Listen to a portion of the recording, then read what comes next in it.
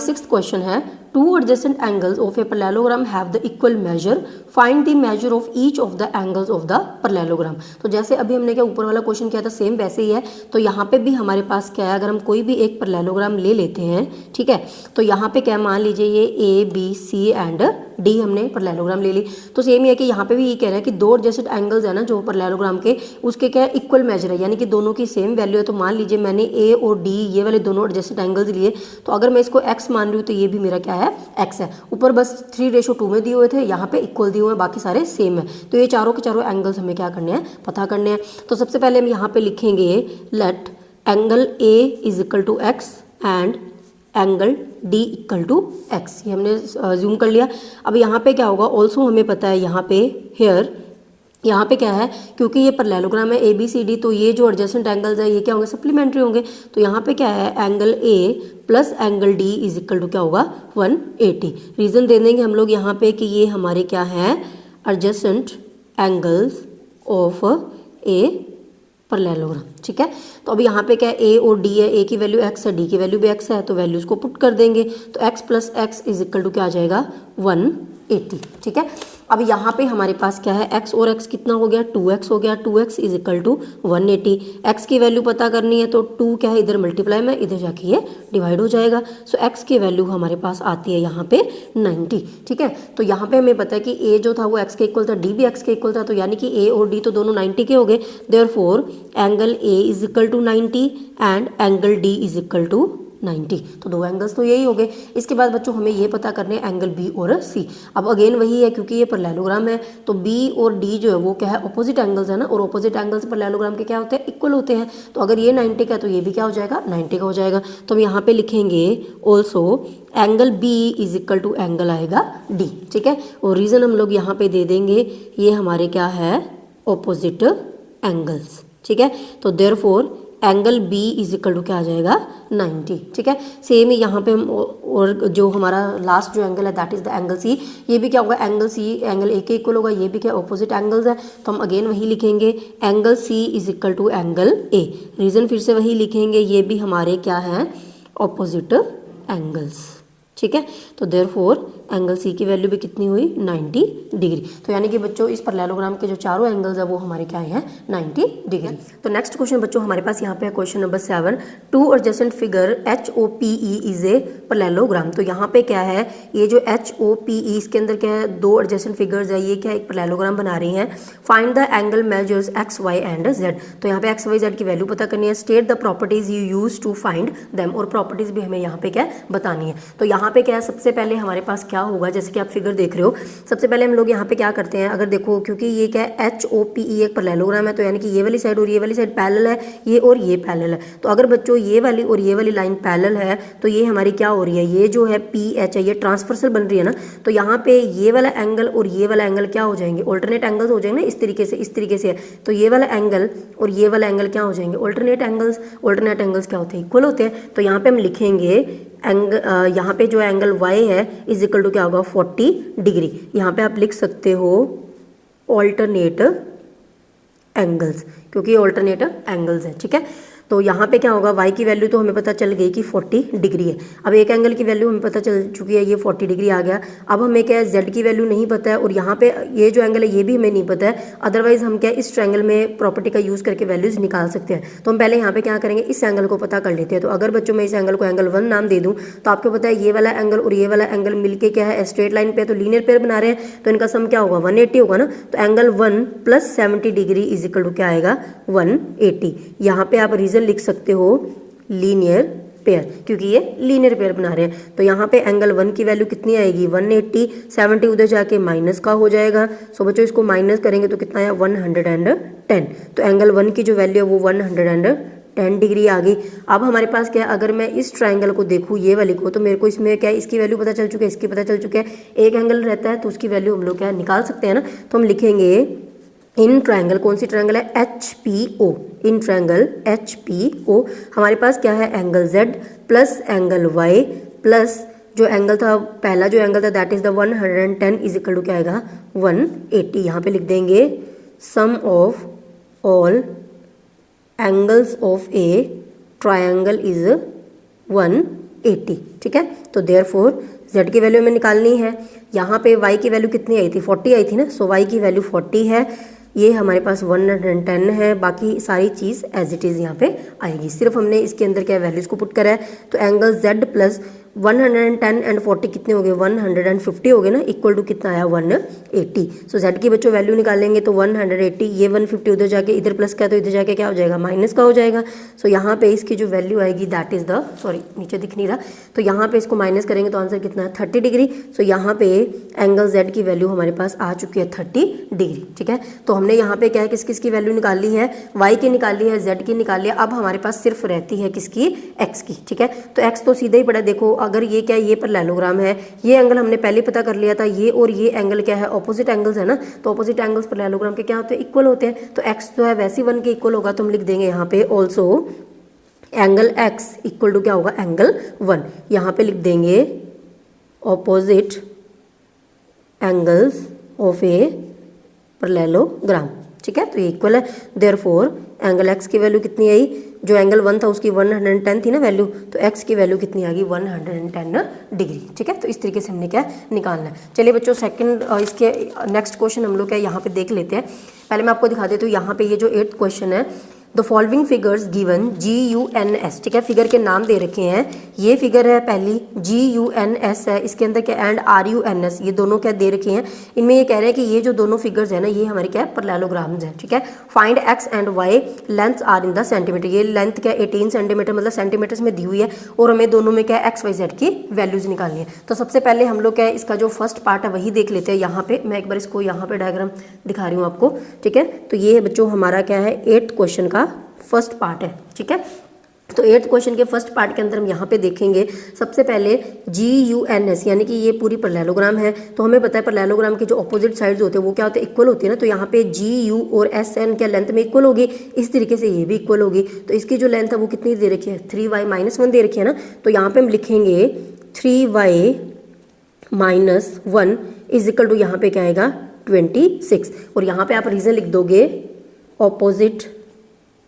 opposite sides of a parallelogram are equal. तो हमें पता ऑपोजिट साइड्स इक्वल होती है, तो इसीलिए पहले तो इसी को सॉल्व कर लेते हैं, ठीक है। सो यहाँ पे बच्चों क्या होगा 3y इक्वल टू, ये इधर -1 है, इधर जाके वो क्या हो जाएगा प्लस का हो जाएगा, तो कितना बना 27। सो 3y इज इक्वल टू 27, तो y की वैल्यू निकालेंगे, 3 इधर मल्टीप्लाई में उधर जाके क्या होगा डिवाइड हो जाएगा।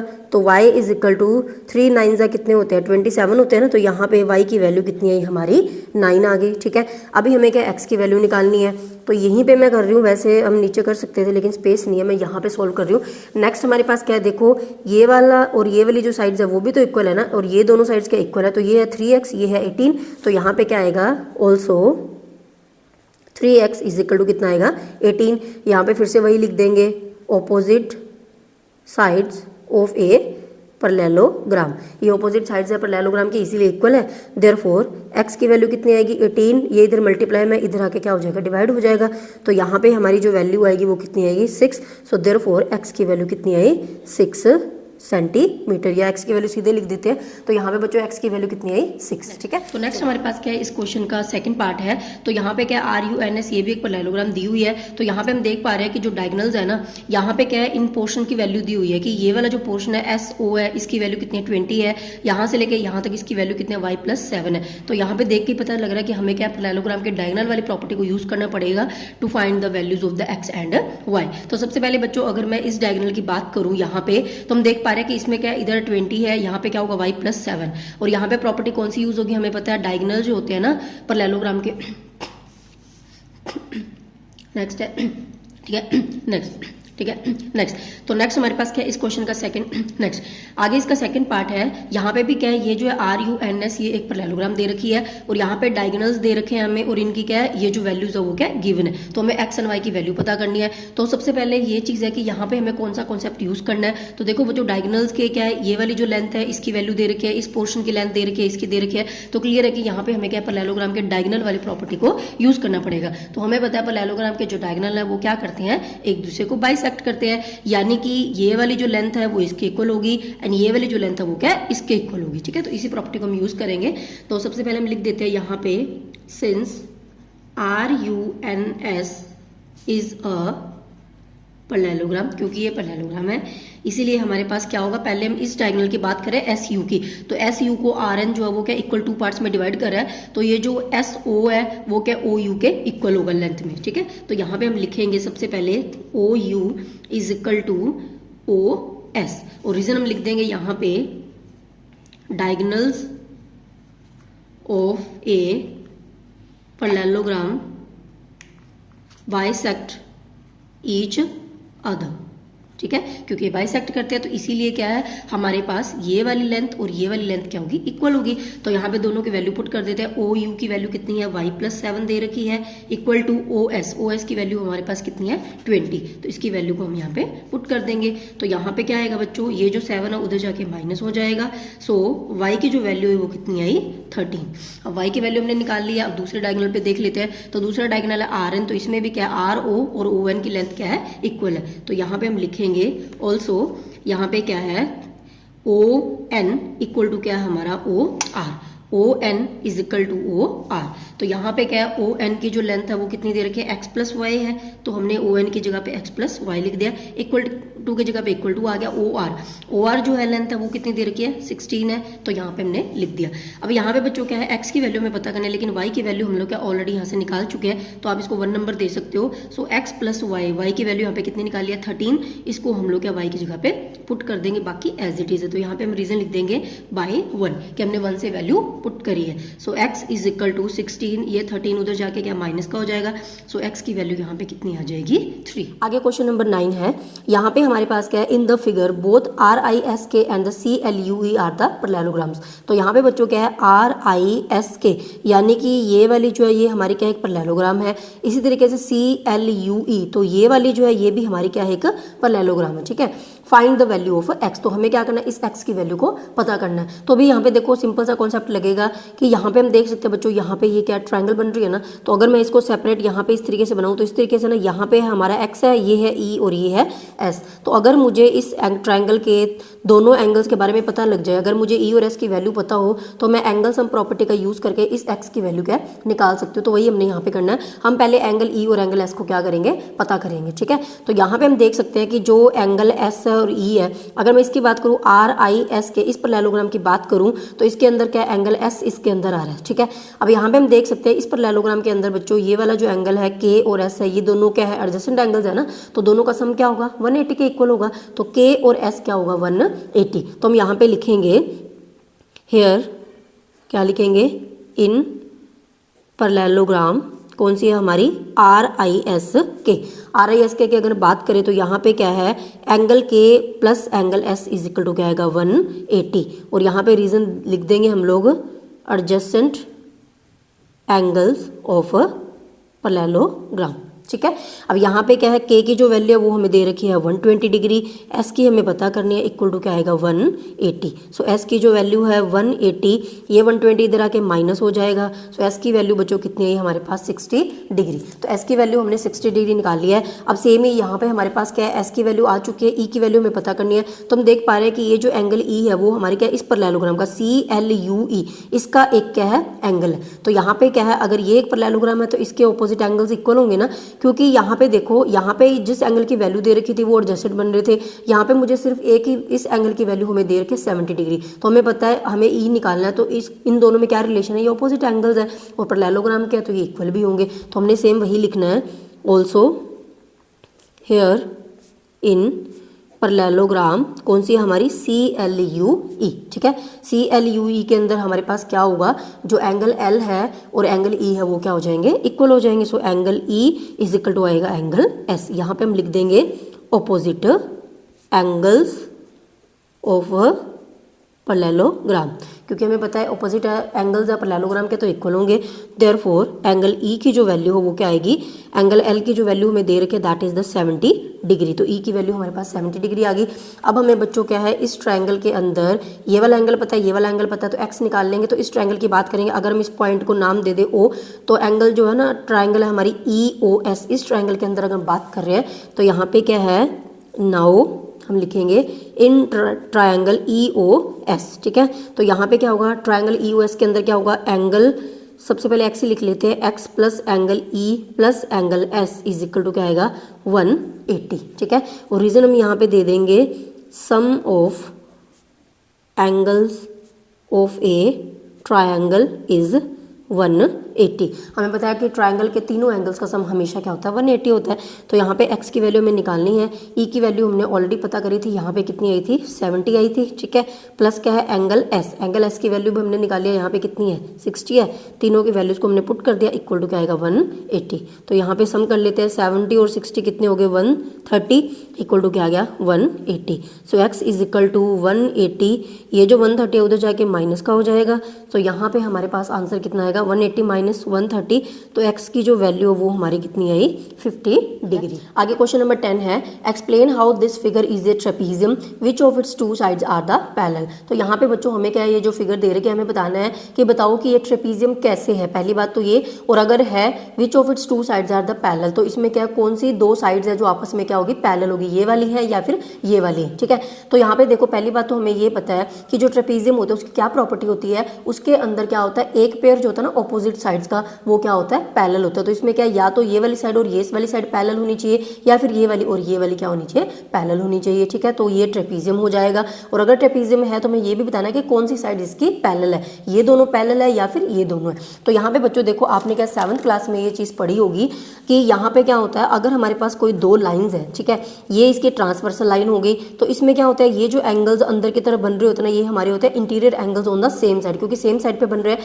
तो अगर ये दोनों लाइंस पैरेलल होती हैं तो इन दो इंटीरियर एंगल्स का जो सम होता है ना वो कितना होता है 180, ठीक है। और इसका ऑपोजिट भी होता है कि अगर दो लाइंस है, ये ट्रांसवर्सल लाइन है, अगर इसके इंटीरियर एंगल जो कि सेम साइड पे अगर इनका सम 180 है तो हम कहेंगे कि ये वाली और ये वाली जो लाइन है जिसके बीच में ये इंटीरियर एंगल्स बन रहे हैं ये हमारी क्या होगी पैरेलल होगी। तो बस यही प्रॉपर्टी हमने यहाँ पे यूज करनी है। यहाँ पे हम देख सकते हैं ये एक लाइन होगी, ये एक लाइन होगी, तो ये दो लाइंस है, ये ML हमारी क्या एक ट्रांसवर्सल लाइन बन रही है ना इस तरीके से सेम। तो यहाँ पे क्या है ये वाला और ये वाला एंगल क्या interior angles on the same side, जैसे मैंने आपको यहाँ पे दिखाया। तो अगर इन दोनों का सम 180 बनेगा तो दैट मीन्स NM और KL क्या होगी हमारी पैरेलल होगी, ठीक है। और अगर एक पेयर पैरेलल हो गया लाइंस का तो वो क्या हो जाएगा हमारा ट्रेपीजियम हो जाएगा। तो वही सारी चीज़ हमने यहाँ पे क्या लिखनी है, ठीक है। तो आप देख ही पा रहे हो, सिंपली पता लग ही रहा है 100 और 80 कितना है 180 है, तो सम तो 180 है ही यहाँ पे। तो हम लिखेंगे पहले कि NM और KL अगर दो लाइंस में मान रही हूँ, NM and KL are two lines and transversal कौन सी है हमारी ये ML, ठीक है। And ML is a transversal, ठीक है। सो यहाँ पे क्या होगा हम चेक करते हैं कि ये जो एंगल है हमारा M और L, angle M plus angle L, इसकी वैल्यू चेक करते हैं। तो M की वैल्यू कितनी दे रखी है 100 दे रखी है, L की वैल्यू कितनी दे रखी है 80 दे रखी है। तो हम देख पा रहे हैं इसका सम कितना आया 180 आया ना। तो यहाँ पे क्या होगा ऑल्सो अगर क्या 180 बन रहा है, ऑल्सो हमें ये भी पता है कि ये जो दोनों एंगल्स थे ये हमारे क्या थे इंटीरियर एंगल्स थे ऑन द सेम साइड, ठीक है। तो हम यहाँ पे लिखेंगे also angle M and angle L are the interior angles on the same side of transversal, ठीक है। ट्रांसवर्सल लाइन के सेम साइड पे है ये हमारा ट्रांसवर्सल, तो ट्रांसवर्सल के सेम साइड पे इंटीरियर एंगल है, देयरफॉर हम कहेंगे कि ये जो हमारी है लाइंस कौन कौन सी NM और KL, NM वो हमारी क्या है पैरेलल है KL की, ठीक है। और अगर क्या है जो एक पेयर है लाइंस का वो पैरेलल हो गया ऑपोजिट साइड्स का तो ये ट्रेपीजियम भी होगी, ठीक है। 10 हम लिखेंगे 10 ये जो है हमारी KLMN जो है फिगर में जो क्वाड्रिलेटरल दी हुई है ये हमारी क्या है एक ट्रेपीजियम है, इज ए ट्रेपीजियम। क्लियर होगा। उसके बाद हमारे पास क्या है जो 11th क्वेश्चन है उसमें हमारे पास क्या दिया हुआ बच्चों कि find measure of angle C in the figure if AB parallel है to the DC।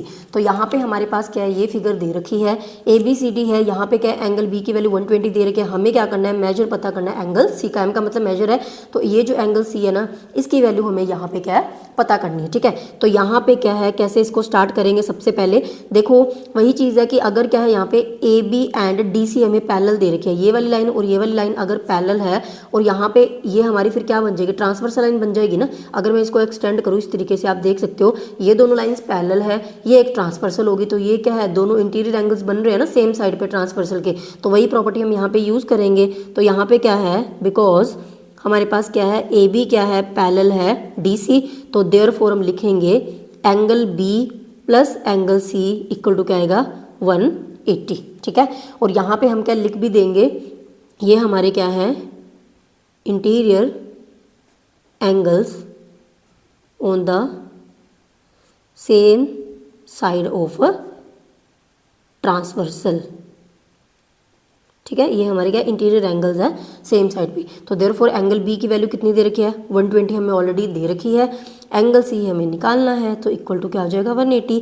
So angle C is equal to 180, ये 120 इधर जाके माइनस का हो जाएगा। सो बच्चों यहाँ पे एंगल सी की जो वैल्यू है वो हमारी कितनी आएगी 60 डिग्री। तो लास्ट क्वेश्चन हमारे पास है, find the measure of the angle P and angle S if the S P parallel to R Q in the figure. तो फिगर हमें दे रखी है, तो यहाँ पे हमें कह रहे हैं कि ये जो एस पी है ये वाली जो लाइन है, एंड वो क्या है, पैरेलल है आर क्यू के, यानी कि ये दोनों लाइंस हमारी क्या है, पैरेलल है।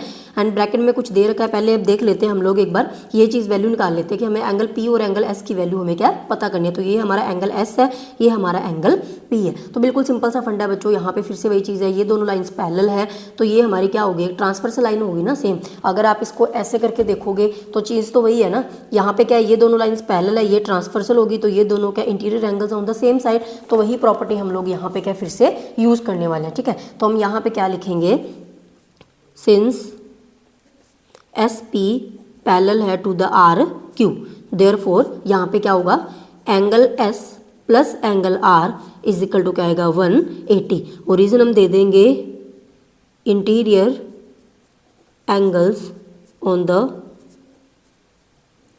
सेम साइड ऑफ ट्रांसवर्सल, ठीक है। तो देयरफॉर एस की जो वैल्यू वो तो हमें निकालनी है, लेकिन हमें आर की वैल्यू पता है। देखो आर यहाँ पे क्या बॉक्स लाइक स्ट्रक्चर बना हुआ है ना, बॉक्स लाइक एंगल है, तो ये जो स्क्वायर लाइक एंगल होता है वो हमेशा हमारा कितना होता है, 90 डिग्री का होता है, ये आपको पता है ऑलरेडी। तो एस की आर की जगह पे 90 आ गया, इक्वल टू यहाँ पे क्या आ गया 180। सिर्फ हमने यहाँ पे आर की वैल्यू पुट करी, बाकी चीज़ क्या एज इट इज। अब इसको सॉल्व कर लेते हैं।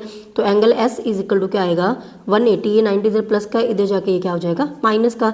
तो यहाँ पे एंगल एस की जो वैल्यू है वो हमारे पास कितनी आ गई 90, ठीक है। अब हमें क्या है एंगल पी भी निकालना है, तो सेम कॉन्सेप्ट यूज करेंगे। फिर से ये दोनों लाइंस पैरेलल है, पहले हमने वो ट्रांसवर्सल ली थी, अब हम ये ट्रांसवर्सल ले लेंगे। तो दोनों लाइंस पैरेलल है, ट्रांसवर्सल है, तो यहाँ पे क्या है पी और ये जो क्यू है, इन दोनों का सम भी क्या होगा 180 बनेगा ना, ये भी तो इंटीरियर एंगल्स है। तो यहाँ पे हम लिखेंगे also angle P plus angle Q is equal to हमारा क्या होगा 180। फिर से रीजन लिखेंगे हम लोग, क्या है interior angles on the same side of transversal.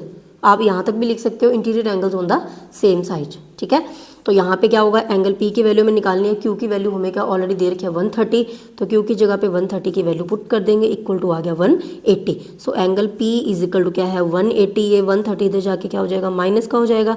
सो बच्चों इसकी जो वैल्यू आई वो हमारी कितनी आ गई, माइनस करने पे कितनी आई 50। सो एंगल पी की वैल्यू हमने निकाल ली 50 है। तो पहले तो हमने एस और पी की वैल्यू निकालनी थी, वो निकाल दी, लेकिन यहाँ पे ब्रैकेट में ये भी पूछा हुआ है, if you find measure of angle R is there more than one method to find the measure of angle P. कह रहे हैं कि अगर आपको एंगल आर की वैल्यू पता चल गई तो क्या ये जो एंगल पी है इसको निकालने के एक से ज़्यादा मेथड है। तो एक मेथड तो हमने अभी यही लिया कि पैरेलल लाइंस वाला लिया, कि पैरेलल लाइंस है, ये ट्रांसवर्सल है, तो इंटीरियर एंगल्स के अकॉर्डिंग इसकी वैल्यू निकाली। इसके अलावा बच्चों एक और मेथड भी, अगर आप देखो एस की वैल्यू हमने क्या ऑलरेडी निकाल ली है, वो हमारी कितनी आई है यहाँ पे 90 आई है, ठीक है। एंड क्यू की वैल्यू हमें पता है, एस की वैल्यू हमें पता है, आर की वैल्यू भी हमें पता है। तो हमें पता है कि ये है क्या, क्वाड्रिलेटरल है ना, चार साइड वाली, और क्वाड्रिलेटरल के चारों एंगल्स का जो सम होता है वो हमेशा कितना होता है 360 होता है। तो उस मेथड के थ्रू भी तो हम लोग पी की वैल्यू निकाल सकते हैं ना, तो वही हमने यहाँ पे लिखना है। तो हम यहाँ पे लिखेंगे yes there is more than one method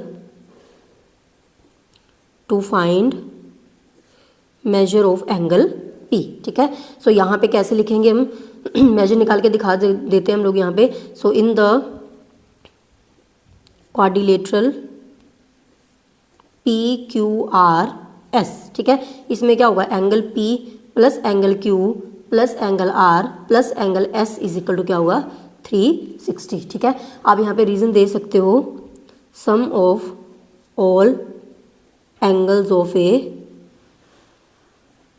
quadrilateral is 360। Sum हमेशा क्वाड्रिलेटरल के सारे एंगल्स का कितना होता है, 360 होता है, ठीक है। तो यहाँ पे क्या होगा, एंगल पी तो हमें निकालना ही है, क्यू जो है, क्यू की वैल्यू हमें कितनी दे रखी थी यहाँ पे 130, तो क्यू की वैल्यू पुट कर देंगे, यहाँ पे 130 आया।